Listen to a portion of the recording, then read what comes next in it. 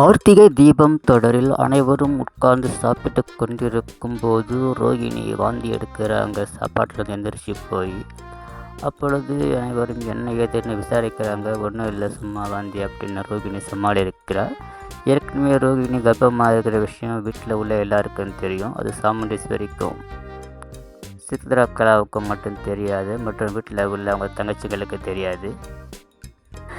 ஏற்கனவே ஒரு முறை வாந்தி எடுக்கும்போது கார்த்திக் ஒரு டாக்டரை கூட்டிக்கிட்டு வந்து பொய் சொல்ல வச்சு, ஒன்றும் இல்லை சும்மா ஏதோ பித்த வாந்தி, சாப்பிட்ட சரிக்காத வாந்தின்னு சொல்லி சமாளிச்சிட்டாங்க.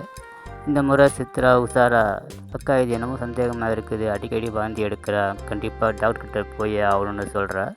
வீட்டில் இருக்கிற எல்லாம் தேவையில்லை அப்படின்னு சொல்கிறாங்க. இருந்தாலும் சித்ரா உறுதியாக சொல்கிறதுனால சாமுண்டீஸ்வரி என் ஃப்ரெண்டு டாக்டர் தானே, அந்த ஹாஸ்பிட்டலுக்கு போகலான்னு கூட்டிக்கிட்டு போயிடுறாங்க. பிறகு ரேவதி கார்த்திக்கு ஃபோன் பண்ணுறா. மயிலும் கார்த்திக்கு ஒன்றா இருக்கிறாங்க. அப்போ இதேமாரி விஷயம் நடந்துடுச்சு, ஆஸ்பத்திரிக்கு கூட்டிகிட்டு போயிருக்கிறாங்க, அம்மாவுடைய ஃப்ரெண்ட் ஆஸ்பத்திரிக்கு அப்படின்னு கார்த்திக்கு இன்ஃபர்மேஷன் கொடுக்குறாங்க ரேவதி. கார்த்திக்கு அந்த ஹாஸ்பிட்டலுக்கு கிளம்புறாரு. டாக்டர்கிட்ட சொல்கிறாங்க. அவங்க செக்கப் கூட்டிகிட்டு போகிறாங்க, செக்கப் பண்ணுறாங்க.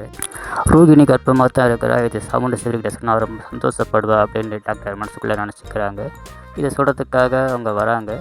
அந்த ரிப்போர்ட்லாம் எடுத்துக்கிட்டு அப்போ அவங்க பேச போகிற நேரத்தில் எமர்ஜென்சியாக ஒரு வேலை சொல்லி நர்ஸை கூப்பிட்றாங்க. உடனே அங்கே போயிடுறாங்க. இப்போ கார்த்திக்கும் அந்த நேரத்தில் அவங்க பின்னாடியே போகிறாரு.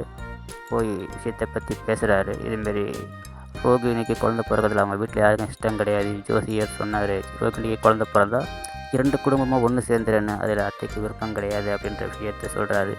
எனக்கும் சாமுண்டீஸ்வரி குடும்பம் மேலே அக்கறை இருக்குது, சரி நான் சொல்கிறேன் அப்படின்னு டாக்டர் ஒத்துக்கிறாங்க.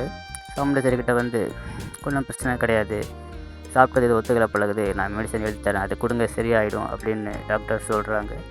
சித்ரா கேட்குறா, போகும்போது டாக்டர் மட்டும் தானே தனியாக போகும்போது என்ன நீங்கள் மாப்பிள்ளை கூட வருகன்னு கேட்கும்போது, ஒன்றும் இல்லை ஒரு குழந்தை படிப்பு விஷயமாக சொல்லியிருந்தாங்க, அதை பற்றி நான் பேசினேன் அப்படின்னு டாக்டர் சொல்கிறாங்க. சாமுண்டீஸ்வரி சித்ராவை கண்டிக்கிறா. இந்த விஷயத்தில் நம்ம தலையிடக்கூடாது, அவங்க அது பர்சனல், அதை நம்ம பேசக்கூடாதுன்னு கண்டிக்கிறாங்க. ஆனால் சித்திரக்கலாவின் சந்தேகம் மட்டும் தீர்ந்த பாடில்லை. தொடர்ந்து